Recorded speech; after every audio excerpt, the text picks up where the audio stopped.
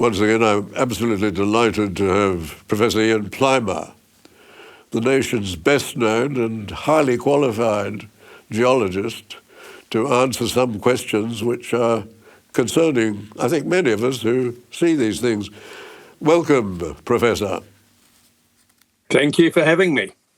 Good. Now, what I wanted to ask you about was something which appeared in Chris Ullman's column in The Australian on last Saturday, and he said that gas is essential in producing ammonia for fertiliser, and without that fertiliser, half the people in the world wouldn't be alive today. And then he goes on to say that everything, just about everything in our offices comes from fossil fuels.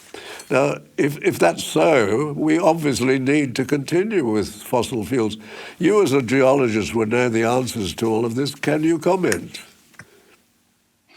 Well, I declare an interest first. I'm chairman of one of the gas companies in Eastern Australia called Senex Energy. I'm representing Mrs. Reinhardt's interests on that company. And viewers will know that half my career has been in the minerals industry and half has been at a senior level in universities. Gas is a very interesting commodity because we don't only use it for cooking. And if you're a chef, you're not going to cook on an induction stove. You're going to cook using gas. But we use less than 40% of the gas for domestic use, and that's for heating and that's for cooking. The rest of it is used in industry, and we use gas to make plastics. As Chris Ullman mentioned, we use it to make fertilisers, to make ammonium, to make ammonium nitrate, to make nitrogen-based fertilisers. We need gas. We need gas as a form of energy, as a form of carbon.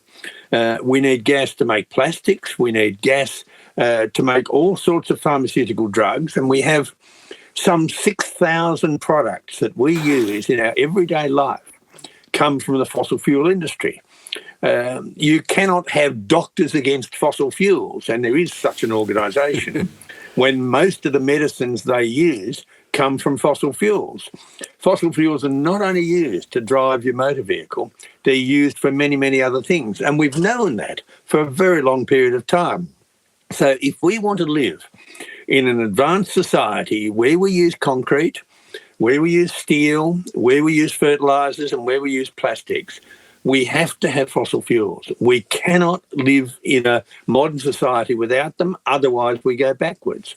And the surveys that have been done for the last 104 years on the use of fossil fuels tell us that we have had more than 80% of our energy use for the last century has been fossil fuels.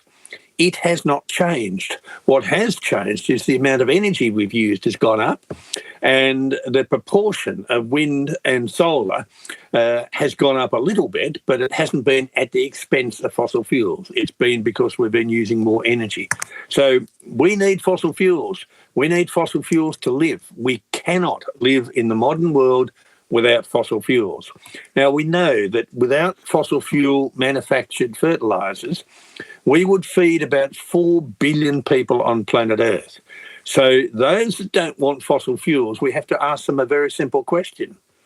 What is your preferred method of genocide?